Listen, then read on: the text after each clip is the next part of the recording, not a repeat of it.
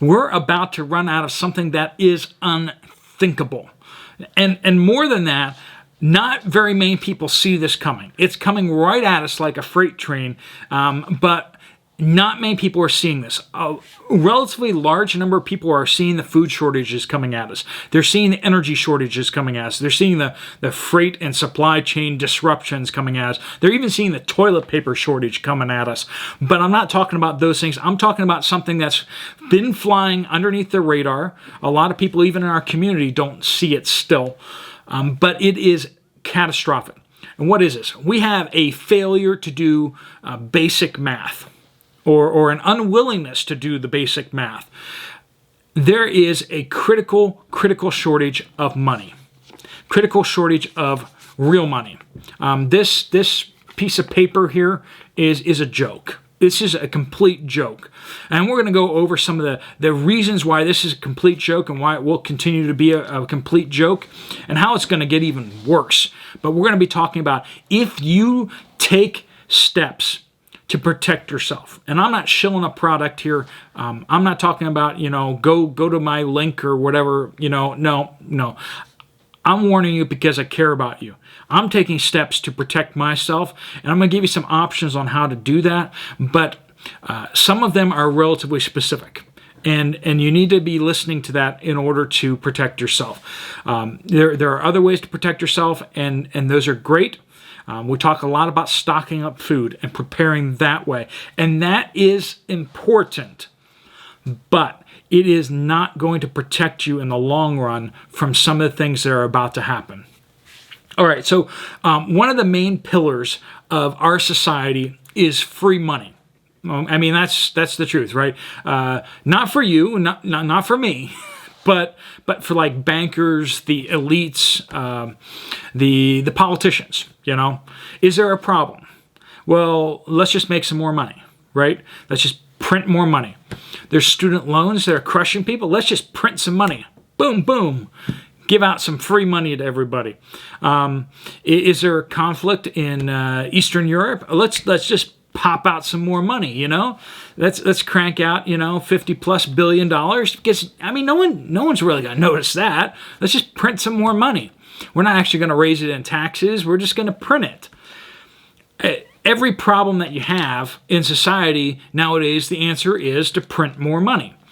And that is, when what you got is these things, yeah, you can print more of these. You're not even printing more of these. You're just printing more ones and zeros on the computer screen. Boom. Ha. Super, super easy. But all it's going to take is one loud voice to call out the very simple lie and very nefarious lie that this is money. Folks, this isn't money. This is a piece of paper. I can get a piece of paper out. Would you like me to get a piece of paper out and write something on it? Is that money? That's not money. Best case scenario, we could call it a coupon, but coupons aren't money. What we've been doing is we've been printing money and we've stolen trillions of dollars of worth and value from countries around the world. It's a de facto world tax, a de facto global tax. Hold on, I'm getting there. It's a global de facto tax. And the countries around the world are starting to stand up and call our bluff because the emperor has no clothes. It's really all just one big bluff. And we've been stealing out of everyone's pockets. And they've kind of put up with it for a bit. But now, as we print ridiculous sums of money, we are stealing more and more money out of their pockets. And countries are calling our bluff. Back in the late 1800s, if you had $10, okay, you had a little piece of paper that said $10 on it, okay? That was a lot of money back then. $1 was worth almost one of these. So 0.773 ounces. This is 1 troy ounce. That's 0.773 ounces. So this $10 bill, you know, if you had it in 1850 or something like that, would be the equivalent of, hard to show these, would be the equivalent of about 8 ounces of silver. That's a lot of silver. This is a pretty hefty little stack there. Yes, for those of you who are wondering, yes, I'm going to wipe them down afterwards. I'm touching them, get my fingerprints all over them. But about 8 ounces of silver. That's about half a pound of silver for $10. Do you know what this goes for today? I just looked up the spot price, and it's so very appropriate. It's $19.84. $19.84 for 1 ounce of silver. Okay, so $10 back in the 1850s is the equivalent today, if you just use the spot price of silver, which is ridiculous, but would have been worth $153 worth of silver. Now, during the Depression, things got a little more wonky, and this $10 piece of paper would have gotten you 40 ounces of silver.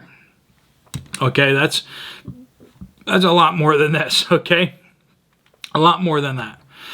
40 ounces of silver. So, go back to the 1850s. Your dollar has dropped to 1/15 of the value that it had before. 1/15. That's how much value you've lost. That's how much value. The government has literally stolen 14 of the 15 cents, so to speak, of every piece of paper out there. They've stolen well over 90% of all the money that has ever been printed. And if you go back to the Depression, you could say that the government has stolen 79 eightieths of all the money that has ever been printed. That's just ridiculous. That is grand theft on, I mean, we're not even talking about taxation. We're just talking about what they've done with money printing. The simple fact is, this is real money. This piece of silver is real money. This is real. This has been used for thousands and thousands of years as a medium of transactions, and it can be used as a medium of transactions today. Now, this is just a silver round. It's got the, I always recommend getting the mint that minted it, so the refinery that refined it. This is a American Reserve that stamped this. It's a very pretty one. It's nice. It also says the 0.99 fine silver, and you want to get rounds that have both those things on there. It'll make it a little easier for you to get rid of them if you ever need to. But this is real money. Money is not pegged to the GDP of a country. The gross domestic product of a country does not mean anything when it comes to how much money is worth. What it really comes down to is, what is this piece of paper backed by? And if you read on here, it's backed by nothing. It doesn't say anything. It's a Federal Reserve note, whatever that means. It's a coupon that some people wrote. They're not promising you anything, you know. Like, if I write you a coupon that you can come over my house and, you know, I'll cook you dinner or something like that, that's a promise. This isn't a promise. This is just a piece of paper that doesn't even have anything on it. But we're running out of this stuff. Silver. We're about to run out of silver. Whoa. What? What do you mean we're about to run out of silver? Let's walk through that. The London Bullion Market Association runs basically the silver vaults in London. In June 2022, their vaults dropped for first time in a very long time below 1 billion ounces of silver. Now you're going, wow, that's a lot of silver.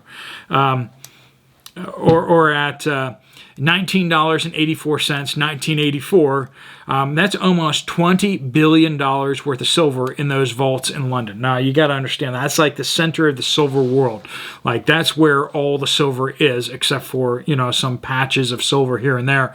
You get the New York COMEX vaults, but those are just, you know, paltry in comparison. The London vaults are basically where the silver is of the world.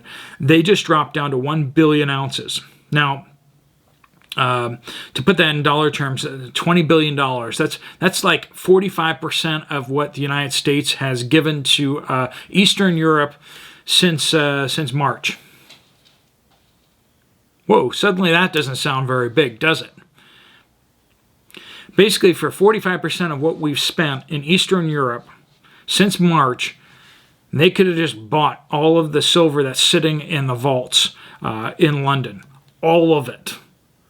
It's a ridiculously large amount of silver sitting there, and it's a high percentage of the silver that's out there floating on the market. But it gets worse. Still sounds like a lot. 1 billion silver, 1 billion ounces of silver.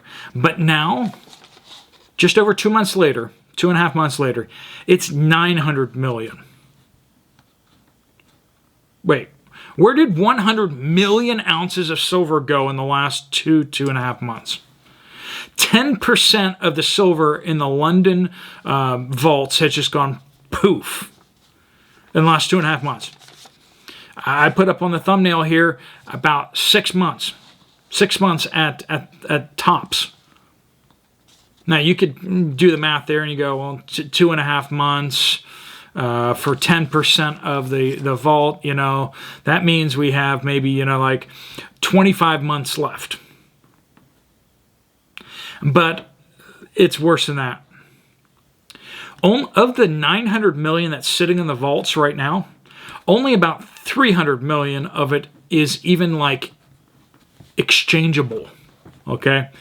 And that's 600 million of it is sitting in allocated reserves. So it's like it belongs to somebody. It belongs to an ETF like SLV, or it belongs to, we can actually see that public entities actually own that silver, okay?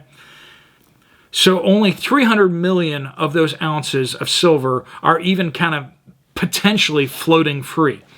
But I would say that, so if we're losing 50 million ounces or so every month, we are looking at 6 months worth of silver, period, at the best. But as this drawdown continues, are we going to speed up in our purchases, or are we going to slow down in our purchases? Are people going to be like, oh, wow, we're about to hit the wall and we're going to run out of silver, so yeah, let's stop buying? At the prices that they're at right now, why would anyone do that? People are out there buying this stuff up like it's hot cakes. And for good reason. We're about to run out of silver.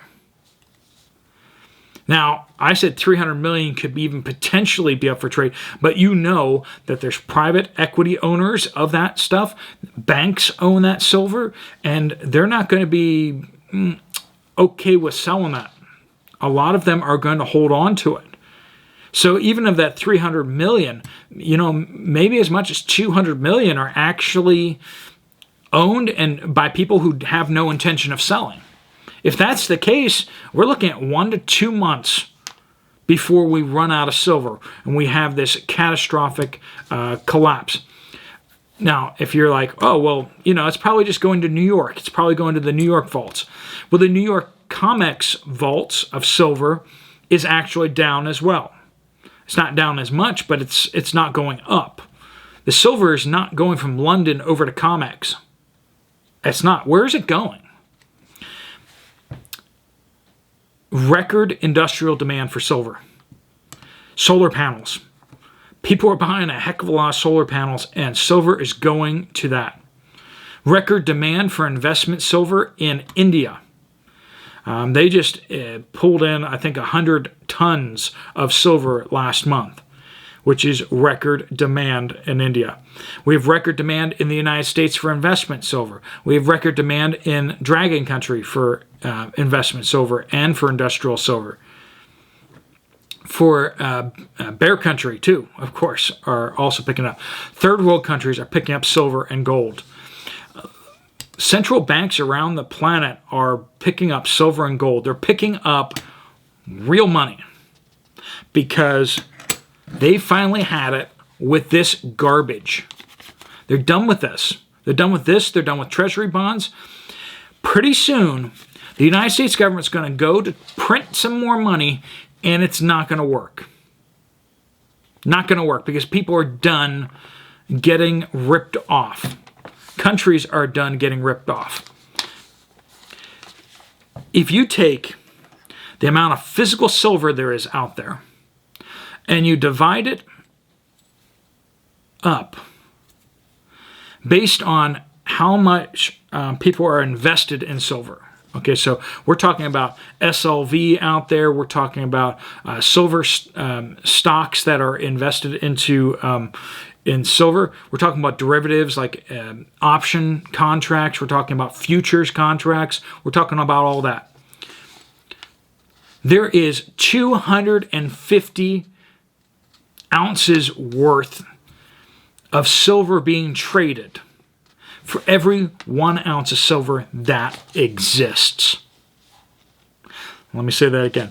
250 ounces of fake paper silver are traded for every 1 ounce of silver that actually exists. The COMEX exchange out there is trading, in New York, is trading 15 times more silver than they actually have. Okay? When you look at these numbers, it's just ridiculous. All these things are pegged to the price of silver, but they're not actually silver. If all the money that is traded in fake silver were to actually just go out and purchase silver, do you know how much this 1 ounce round of silver would be worth? If all the people that have futures contracts would just sell their contracts and just buy silver, all the people that have options and stuff like that on silver would just buy silver, this piece of silver would be worth $5,000. That's how ridiculous things are. This is real money. And the powers that be have worked so hard to convince you and everyone else that this is real money. This isn't money. This is money. This piece of paper that has no promise on it, nothing, is just green. Woo! And they want to get all these pieces of paper out of your hand too, because they don't like you being able to, buy stuff without them seeing who's buying what. This, for thousands and thousands of years, has been money, and it still is. You go to a central bank and you melt these down and you put them into a brick and you have them stamped properly, assayed, and all that kind of stuff like that. That is real money that you can transfer between banks. That's real money that you can borrow against. That's real money that you can pay things for. This is real money. This is a lie. And folks, when this blows up, I promise you that if the world is still standing when this blows up, this is going to level countries in a matter of weeks. Countries will implode because of gold and silver. Now, silver has been the redheaded stepchild that's been beaten down like nobody's business because this is an easy one to push around. The banks have been just manipulating the price of silver down ridiculously low. There is about as much silver in the world as there is gold. That's because so much of the silver out there that has been mined has ended up in landfills. It's been thrown away. It's been washed into the sea, never to be recovered again. There's about the same amount of silver as there is gold. Yet gold is like 90-some times more expensive than silver. That is ridiculous. Okay, I'm not saying it should be parity 1-to-1, but this should be a lot closer to 1-to-5 or 1-to-8 or something like that, like historical averages. We're talking about this stuff going up through the roof. So why do I keep talking about this? It's because, yes, you should have food, okay? You should have food. But financial security, you need to stock up on real money. And you have this amazing opportunity right now to buy real money for super, super cheap. What's going to happen with this? It's not so much what's going to happen with this as it is what's going to happen to this. And you already know what's happening to this. This is going to be lit on fire. It's sort of going there already. It's going to be lit on fire, and it's going to stop having any value at all because it's backed by nothing. Throughout history, currency's paper is backed by actual assets.